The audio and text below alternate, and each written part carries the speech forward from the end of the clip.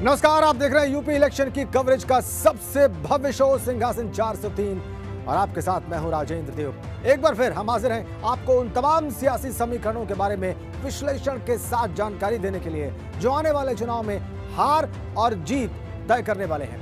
UP चुनाव के इस शो में हम आपको हर सीट की बड़ी से बड़ी और बारीक से बारीक जानकारी देते हैं ताकि आपको भी यूपी के हर सिंहासन का पूरा ब्यौरा मिल सके।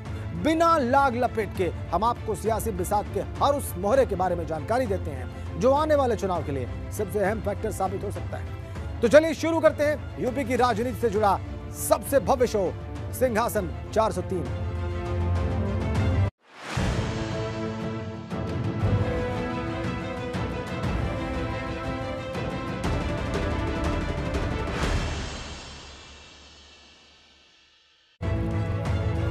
यूपी में चुनाव मतलब एबीपी गंगा और आज भी हम आपको पश्चिमी यूपी और पूर्वांचल की दो अहम सीटों के बारे में जानकारी देने जा रहे हैं। आज पूर्वांचल के बलिया जिले की हाई प्रोफाइल सदर सीट का पूरा समीकरण आपको समझाएंगे, जहां से योगी सरकार के मंत्री की साख दांव पर है, और वहीं पश्चिमी यूपी के हाथरस जिले की सदर सीट का पूरा सियासी गणित भी हम आपको आज अपने इस कार्यक्रम में समझाने वाले हैं।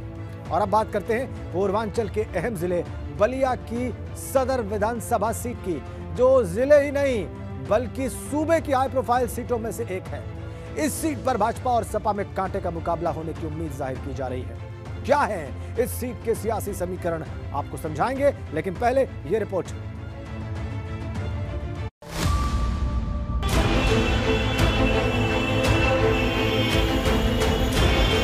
पूर्वांचल के अहम जिले बलिया की हाई प्रोफाइल सदर विधानसभा सीट यानी कि यूपी की विधानसभा सीट नंबर 361 बलिया सदर सीट पर 2017 में भाजपा ने कब्जा किया और यहां से विधायक बने आनंद स्वरूप शुक्ला फिलहाल योगी सरकार में राज्य मंत्री हैं। वहीं इस सीट पर फिर से सपा नेता नारद राय अपना मजबूत दावा पेश कर रहे हैं, जो कि 2012 और 2002 में इस सीट से सपा विधायक रहे। माना जा रहा है कि 2022 के रण में सीधा मुकाबला भाजपा और सपा के बीच ही होगा। वहीं बसपा भी इस सीट पर वापसी के लिए पूरा दमखम लगा रही, जिससे यहां की लड़ाई त्रिकोणीय होने के कयास लगाए जा रहे हैं। अब आपको बलिया सदर सीट के पिछले चुनाव के नतीजों के बारे में भी जानकारी देते हैं, जिससे आपको इस सीट के वर्तमान सियासी हालात की जानकारी मिल पाएगी। 2017 विधानसभा चुनाव में बलिया सदर सीट पर करीब 52% वोटिंग हुई और भाजपा के आनंद स्वरूप शुक्ला ने इस सीट से जीत दर्ज की। उन्होंने समाजवादी पार्टी के लक्ष्मण गुप्ता को चुनाव हरा दिया। अब आपको बलिया सदर विधानसभा सीट पर हुए पिछले 3 चुनाव के नतीजों के बारे में भी जानकारी देते हैं, जिससे आपको यहां की स्थिति और साफ हो पाएगी। 2007 में बलिया सदर सीट पर बसपा के मंजू सिंह ने जीत दर्ज की थी, जो अब समाजवादी पार्टी में शामिल हो चुकी हैं। वहीं 2012 में इस सीट से सपा के नारद राय विधायक बने, जो कि 2002 में भी इस सीट से समाजवादी पार्टी के विधायक रहे थे। 2017 की प्रचंड मोदी लहर में यह सीट भाजपा के खाते में गई और भाजपा के आनंद स्वरूप शुक्ला ने यहां से जीत दर्ज की। और अब आपको बलिया सदर विधानसभा सीट के उन बड़े रसूखदार सियासी चेहरों के बारे में जानकारी देते हैं जो 2022 के रण में अपनी मजबूत दावेदारी पेश कर रहे हैं। और इस फहरिस्त में पहला नाम है भाजपा के आनंद स्वरूप शुक्ला का, जो मौजूदा विधायक हैं और योगी सरकार में राज्य मंत्री हैं। दूसरा बड़ा नाम नारद राय का है, जो 2 बार विधायक रहे और कद्दावर नेता माने जाते हैं। तीसरे नंबर पर समाजवादी पार्टी के नेता लक्ष्मण गुप्ता हैं, जो कि 2017 के रनर अप रहे। वहीं चौथे नंबर पर भाजपा के वशिष्ठ दत्त पांडे हैं और ये भी मजबूत दावेदारी पेश कर रहे हैं। और अब आपको सिलसिलेवार ढंग से इन तमाम बड़े सियासी चेहरों के बारे में जानकारी देते हैं, जिससे आपको भी इनकी सियासी ताकत के बारे में समझ में आ जाए। और इसमें पहला नंबर आता है मौजूदा भाजपा विधायक आनंद स्वरूप शुक्ला का। आनंद स्वरूप शुक्ला 2017 में चुनाव जीते और मौजूदा भाजपा विधायक हैं। योगी सरकार में राज्य मंत्री स्वतंत्र प्रभार बनाए गए। ब्राह्मण वोटर्स के बीच मजबूत पैठ रखते हैं। हिंदुवादी नेता के तौर पर इनकी पहचान है। और अब बात करते हैं बलिया सदर सीट के दूसरे बड़े चेहरे की, जो कि समाजवादी पार्टी का चेहरा है। हालांकि बीच में ये नाराज हो गए थे, लेकिन फिर से सपा के टिकट के लिए दावेदारी पेश कर रहे हैं। ये हैं नारद राय। नारद राय 2002 और 2007 में इस सीट से सपा के विधायक रहे। नारद राय मुलायम और अखिलेश सरकार में मंत्री भी रहे।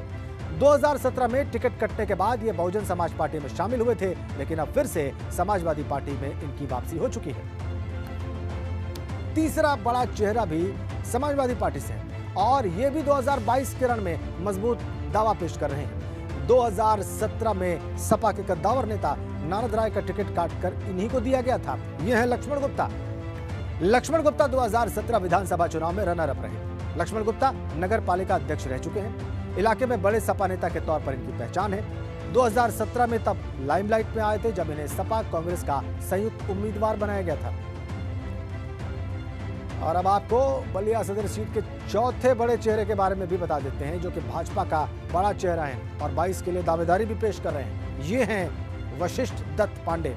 वशिष्ठ दत्त पांडे की गिनती बलिया के बड़े भाजपा नेता के तौर पर होती है। लंबे अरसे से भाजपा संगठन के साथ जुड़े रहे हैं। ब्राह्मण और भूमिहार वोटर्स के बीच अच्छी पैठ इनकी बताई जाती है और इन्हीं खासियतों के साथ ये भी भाजपा के टिकट के लिए दावेदारी पेश कर रहे हैं।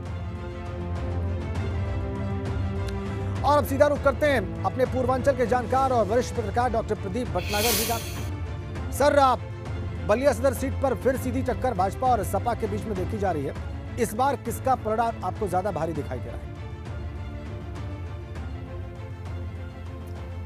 मुझे लगता है कि अभी इसको सीधी टक्कर नहीं कह सकते आप, क्योंकि अभी काफ़ी समय है और सपा बसपा और भाजपा के बीच एक तिकोनी टक्कर आप कह सकते हैं, क्योंकि बसपा भी बहुत अच्छे उसके साथ आ रही है। नारद राय हालांकि पिछले चुनाव में तीसरे नंबर पर थे बसपा के टिकट पर जी, दूसरे नंबर पर वहाँ सपा थी, इसलिए लोगों को लगता है कि सपा और बसपा में सीधी टक्कर होगी। लेकिन ये मुझे लगता है कि आज की डेट में ये त्रिकोणीय रहेगा मामला। त्रिकोणीय इसलिए रहेगा कि एक तो अभी टिकट का तय नहीं है जी। सपा किसको टिकट देगी। भले नारद राय बसपा छोड़कर अपनी पुरानी पार्टी सपा में लौट आए हैं, लेकिन गारंटी नहीं है अभी किसी के पास कि टिकट किसको मिलेगा।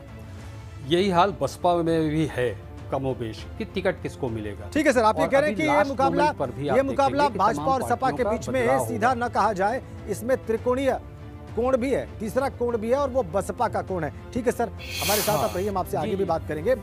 और अब बारी है उन मुद्दों की जो कि आने वाले विधानसभा चुनाव में अहम किरदार निभाने वाले हैं। ये बलिया सदर विधानसभा सीट का पहला बड़ा मुद्दा है खराब सड़कें, जिन्हें लेकर वादे कई बार हुए लेकिन हालात ढाक के तीन बात ही रहे। दूसरा बड़ा मुद्दा है जननायक चंद्रशेखर यूनिवर्सिटी में रहने वाला जल भराव।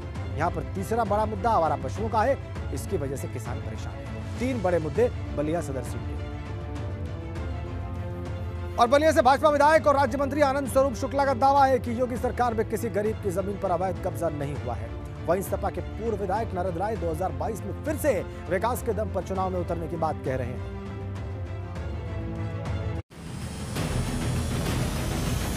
मैं दावे के साथ इस बात को कह रहा हूं कि हमारे बलिया नगर विधानसभा क्षेत्र में 1 इंच जमीन भी किसी गरीब कमजोर की किसी ने सत्ता के बल पर या किसी ने अपने बाहुबल पर कब्जा करने का अधिकार किसी को नहीं दिया गया है। न यहाँ जाति है, न मजहब है, न धर्म है, सिर्फ एक है बेरोजगारी जो बड़ी है उसको ख़त्म करने के लिए हमारे नेता माननीय अखिलेश यादव जी ने पहली कैबिनेट मीटिंग में 10 लाख करोड़ को रोजगार देने के लिए कहा है, मुफ्त में सिंचाई का इंतजाम कहा है, समाजवादी पेंशन के लिए कहा है, किसानों की मदद के लिए। और अब बारी है उस सत्ते के पत्ते की जो कि आने वाले चुनाव में बलिया सदर सीट पर किसी उम्मीदवार की हार और जीत तय करने वाला है।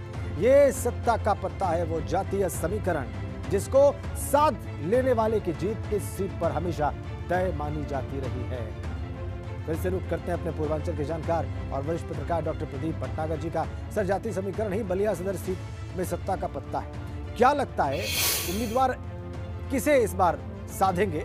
वो किस समीकरण की तलाश में होंगे, किस जातीय समीकरण की तलाश में? देखिए, जब उत्तर प्रदेश के किसी भी विधानसभा क्षेत्र की बात करेंगे आप तो जातीय समीकरण की बात होगी, क्योंकि एक परंपरा चली आ रही है। लेकिन मुझे लगता है कि 2013-14 के बाद से काफ़ी कुछ बदला है जी। अब ऐसा नहीं कह सकते आप कि एक जाति विशेष किसी पार्टी विशेष के साथ जाएगी। कम से कम दलित और जो शोषित वंचित समाज है उसमें तो बहुत तेज़ी से बदलाव आया है। तो अब आप ये नहीं कह सकते कि ये चंक का चंक वोट बसपा का है, ये सपा का है, ये भाजपा का है। मुझे लगता है कि वहाँ पर जल भराव की बड़ी समस्या है। सबसे प्रमुख समस्या जो बलिया नगर की है वो जल भराव है। जी जी। तो अगर इस समस्या को कोई एड्रेस कर पाता है, विकास की कोई बात कर पाता है, तो मुझे लगता है कि जातीय समीकरण जैसे पूरे ये आप बड़ी बात कह रहे हैं सर, कमजोर पड़ा है। ये आप हम ये नहीं कह रहे डॉक्टर खत्म भटनागर हुआ, बड़ी खत्म बात नहीं कह रहे हैं हुआ आप कह रहे हैं कि कमजोर पड़ा है। जी जी, आप कह रहे हैं कि खत्म नहीं हुआ है, कमजोर पड़ा है 2013-14 के बाद, और जल भराव आपकी नजर में बड़ी समस्या है। जो उम्मीदवार या दल उस पर फोकस करेगा उसके पक्ष में रुझान वोटर्स का हो सकता है। पश्चिमी यूपी के हाथरस जिले की हाथरस विधानसभा सीट का, जिस पर लंबे अरसे तक बसपा का कब्जा रहा, लेकिन 2017 में इस सीट पर भी सियासी समीकरण बदले और इस सीट पर भी भाजपा का कब्जा हो गया। इस सीट का पूरा सियासी गणित आपको समझाएंगे, लेकिन पहले यह रिपोर्ट।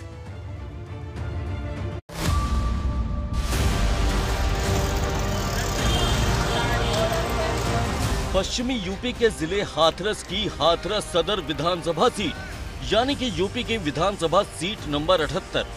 2017 से पहले इस सीट पर लगातार बसपा का कब्जा रहा। 2012 में हुए परिसीमन से पहले इस सीट से बसपा के रामवीर उपाध्याय लगातार विधायक रहे, जो मायावती सरकार में मंत्री भी रह चुके हैं। लेकिन 2012 में परिसीमन के बाद ये सीट अनुसूचित जाति के लिए रिजर्व हो गई, जिसके बाद इस सीट से 2012 में बसपा के गेंदालाल चौधरी ने जीत दर्ज की। हालांकि 2017 में समीकरण बदले तो इस सीट से भाजपा के हरिशंकर माहौर ने जीत दर्ज की, जो यहां से मौजूदा भाजपा विधायक हैं। वहीं 2022 के लिए एक बार फिर बसपा इस सीट पर पूरा जोर लगा रही, जबकि भाजपा भी इस सीट को बचाने के लिए पूरी ताकत झोंक रही।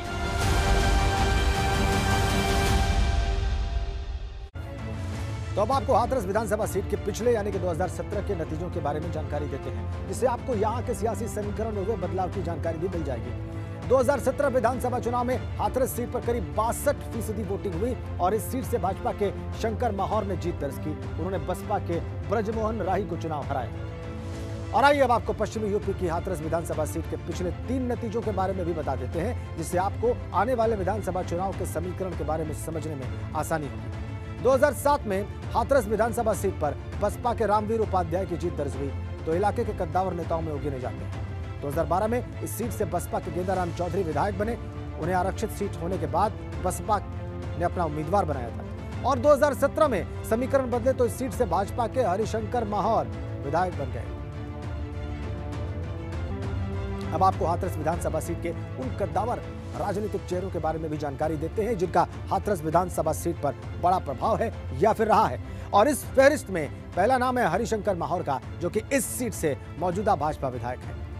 दूसरे नंबर पर बसपा के ब्रजमोहन राही हैं, जो कि 2017 विधानसभा चुनाव में रनर अप रहे। तीसरे नंबर पर गेंदालाल चौधरी का नाम आता है, जो 2012 में इस सीट से बसपा विधायक रहे। और चौथा नाम रामवीर उपाध्याय का है, जो भले ही दावेदारी ना पेश कर रहे हों, लेकिन इलाके के कद्दावर नेताओं में शुमार किए जाते हैं। और आइए अब आपको सिलसिलेवार ढंग से इन तमाम बड़े सियासी धुरंधरों के बारे में जानकारी देते हैं, जो कि 2022 केरल में भी हाथरस सीट से जीत की ताल ठोक रहे हैं। और इनमें पहला नंबर आता है हरिशंकर माहौर का। हरिशंकर माहौर 2017 विधानसभा चुनाव जीते और हाथरस सीट से मौजूदा भाजपा विधायक हैं। दलित और सवर्ण तबके में हरिशंकर माहौर की मजबूत पैठ बताई जाती है। जिला भाजपा संगठन में इनकी मजबूत पकड़ है। 2022 के लिए भी भाजपा से मजबूत दावेदारी पेश कर रहे हैं। दूसरा बड़ा चेहरा कौन है, इसके बारे में आपको बता देते हैं। वो भी बहुजन समाज पार्टी के नेता हैं और इलाके में बड़ा सियासी रसूख रखते हैं। ये हैं ब्रजमोहन राही। ब्रजमोहन राही 2017 विधानसभा चुनाव में बसपा से रनर अप रहे। 3 बार लगातार जिला पंचायत सदस्य चुने गए। बसपा का इलाके में बड़ा चेहरा है। दलित वोटर्स के बीच इनकी अच्छी पैठ है और जमीनी स्तर पर इनकी पकड़ मजबूत मानी जाती है। और अब आपको तीसरे बड़े चेहरे के बारे में बता देते हैं। फिर से इलाके में बसपा के उम्मीदवार के तौर पर ताल ठोक रहे हैं और यह है गेंदालाल चौधरी। गेंदालाल चौधरी 2012 में परिसीमन के बाद रिजर्व हुई हाथरस सीट से बसपा के विधायक चुने गए। हालांकि 2017 में बसपा ने इनका टिकट काट दिया और उसके बाद ये राष्ट्रीय लोकदल के टिकट पर चुनाव लड़े।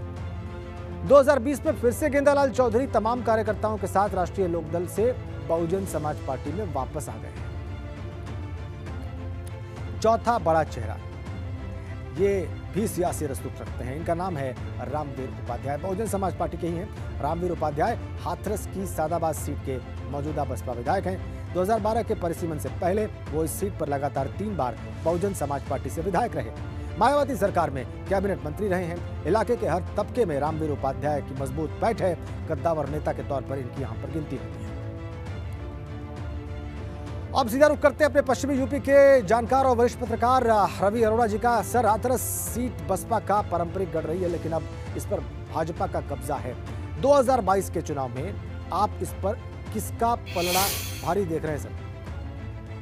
देखिए, शुरुआती जो चीजें नजर आ रही हैं उसमें तो भाजपा की स्थिति काफी बेहतर नजर आती है, क्योंकि रामवीर उपाध्याय जो बसपा के यहाँ पर बहुत बड़े नेता थे, वो अब भाजपा की ओर झुके हुए हैं। उनका पूरा परिवार, उनकी पत्नी, उनका भाई, उनका बेटा सब भाजपा में जा चुके हैं, और वो भी एक तरह से भाजपा में ही उनको आप माने, क्योंकि गले में वो जय श्री राम का पट्टा बांधे हुए घूमते नजर आते हैं।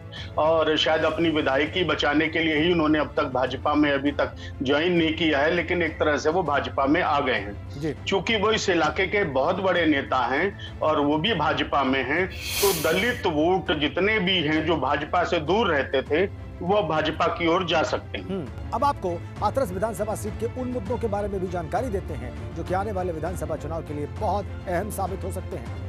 हाथरस का पहला बड़ा मुद्दा है औद्योगिक विकास। आजादी के पहले यहाँ पर उद्योग धंधों की भरमार थी, लेकिन बाद में हालात ढाक के 3 पात जैसे हो गए। दूसरा बड़ा मुद्दा खारे पानी का है। कई गांव ऐसे हैं जहां पर खारा पानी लोगों के लिए मुसीबत का सबब बना हुआ है। और तीसरा बड़ा मुद्दा स्वास्थ्य का है। जिले में मुकम्मल मेडिकल फैसिलिटी न होने से इलाके के लोगों को परेशानी होती है। और भाजपा सदर सीट से भाजपा विधायक हरिशंकर माहौर का दावा है कि उनके विधायक बनने के बाद गुंडागर्दी यहां पर खत्म हो गई है। वहीं बसपा से रनर अप ब्रजमोहन राही कोरोना काल में अव्यवस्था का आरोप लगा रहे हैं।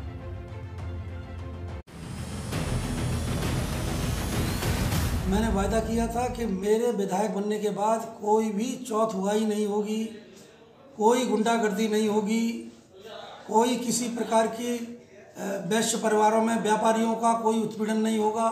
और मेरे विधायक बनने के बाद आज तक कोई उत्पीड़न नहीं होने दिया है। यहाँ पर ना तो सड़क है, ना कोई खंजा है, ना कोई पानी की व्यवस्था है।